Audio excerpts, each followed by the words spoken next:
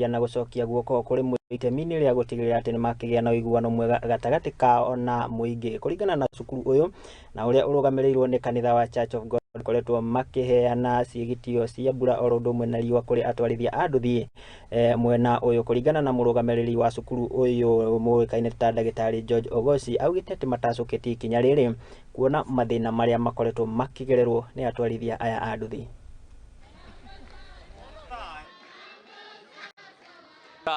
It is really very tricky, especially when you look at this very harsh economical situations, especially in our schools and everywhere.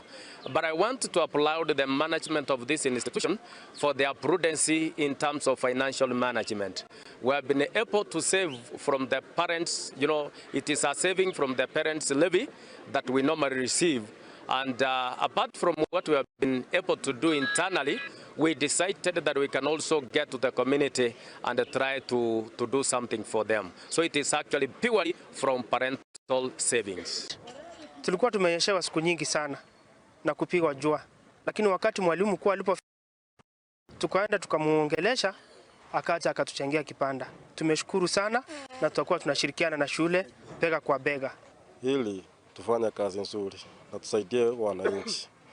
Na tunashukuru principal kwa kutuchangia hizi vibanda na komiti yako yote.